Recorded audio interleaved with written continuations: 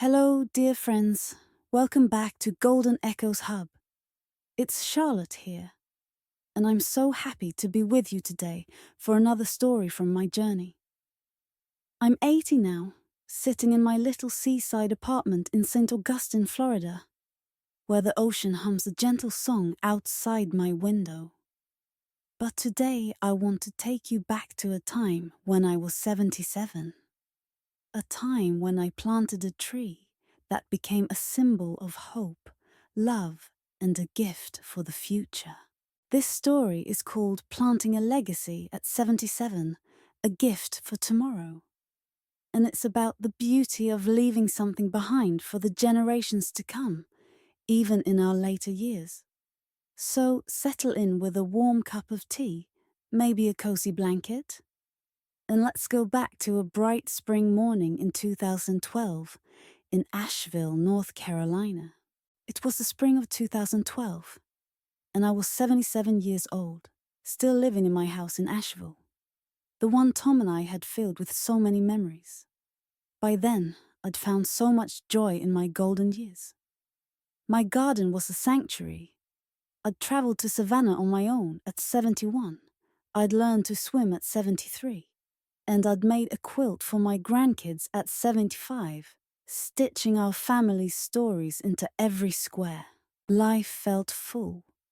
But as I got older, I started thinking more about the future, about what I'd leave behind for my children, Emily and Daniel, and my grandkids, Lily and Ethan. I wanted to give them something lasting, something that would grow with them. Something that would remind them of me long after I was gone. The idea came to me one morning in April. I was sitting on my porch, sipping my coffee, watching the sun rise over the Blue Ridge Mountains.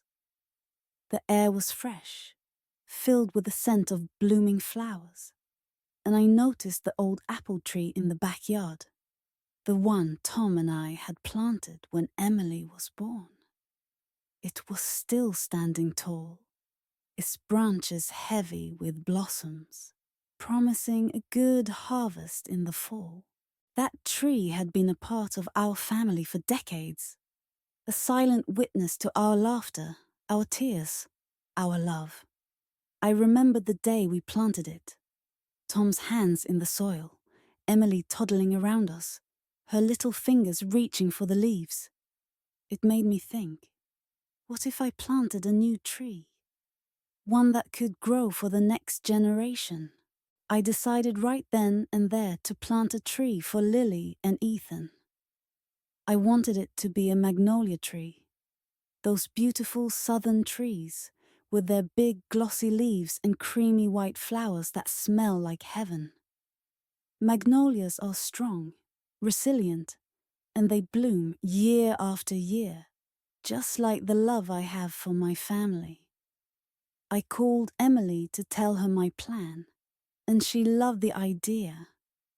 "Mama, that's perfect," she said. "The kids will love watching it grow." Daniel, who was visiting from California that spring, offered to help me plant it. "It'll be a family project, Mom," he said, and I could hear the smile in his voice. A few days later, I drove to the local nursery with Daniel to pick out the tree. The nursery was a wonderland of green, rows of trees and flowers, the air buzzing with bees and the chatter of gardeners. I found a young magnolia tree, about 4 feet tall, its leaves a deep, shiny green, with a few buds just starting to open. "This is the one," I said, running my hand along its trunk. Daniel loaded it into the car, and we headed home, my heart fluttering with excitement. I couldn't wait to see it in the ground, to imagine it growing tall and strong for years to come. We chose a spot in the backyard, near the apple tree, but with enough space for the magnolia to spread its roots. It was a sunny Saturday morning, and the whole family was there. Emily, her husband Mark, Lily, and Ethan, along with Daniel. The kids were buzzing with energy, running around with their little shovels, eager to help. I put on my gardening gloves, the ones Tom had bought me years ago, and I felt him with me as we started to dig. The soil was rich and dark, still damp from a recent rain, and the smell of earth filled the air. Daniel did most of the heavy digging, but I helped, my hands steady as I scooped out the dirt, making a hole big enough for the tree's roots. Lily and Ethan took turns pouring water into the hole, giggling as the mud splashed on their sneakers. "This tree is for you two," I told them, kneeling down to their level. "It's a magnolia, and it'll grow big and strong, just like you will. Every time you see it, I want you to remember how much Grandma loves you." Lily hugged me, her little arms tight around my neck. "I'll take care of it, Grandma," she said, her voice serious. Ethan nodded, holding his shovel like a soldier. "Me too," he said, and I smiled, my heart swelling with love. Once the hole was ready, Daniel and I carefully lifted the magnolia tree into place, its roots spreading out in the soil. We packed the dirt around it, pressing it down gently, making sure it was secure. Emily handed me a small bag of fertilizer, and I sprinkled it around the base, whispering a little prayer for the tree to grow strong. The kids helped me water it, their small hands holding the watering can together. The water glinting in the sunlight as it soaked into the ground. When we were done, we stepped back to admire our work. The magnolia stood proud, its leaves shimmering in the breeze. A new life beginning in our backyard. We celebrated that afternoon with a picnic under the apple tree. I had made lemonade and peanut butter sandwiches, and Emily brought a batch of her famous chocolate chip cookies.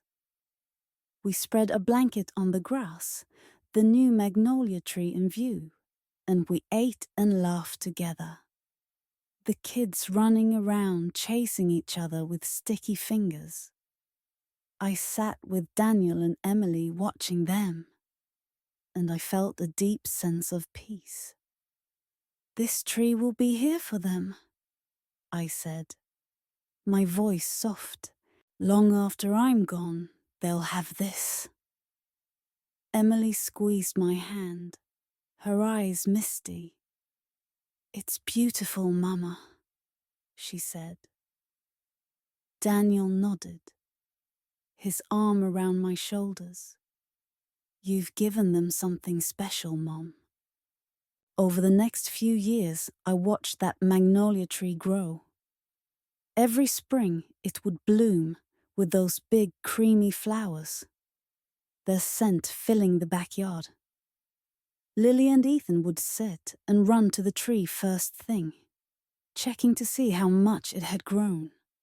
Picking the flowers to put in a vase on my kitchen table, I'd sit on the porch with my coffee, watching them, and I'd think about the future, about the days when they'd bring their own children to see the tree, telling them stories about their great-grandma who planted it for them.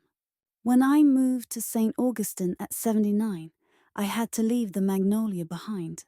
But Emily sends me pictures every year, showing me how it's doing. It's taller now, its branches spreading wide, its flowers as beautiful as ever.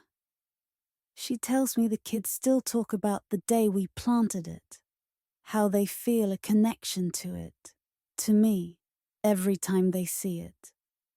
That tree has become a part of our family, a living legacy that will outlive me.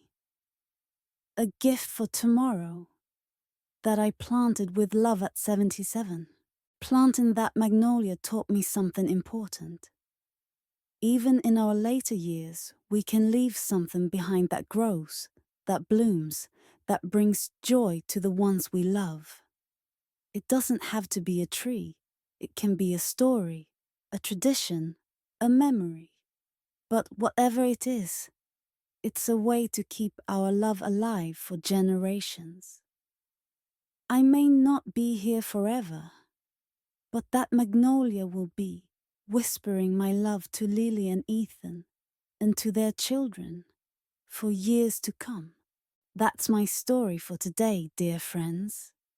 If you've ever planted something special, or if you have a legacy you've left for your family, I'd love to hear about it in the comments. Don't forget to like, comment, and subscribe to Golden Echoes Hub. I'll see you soon.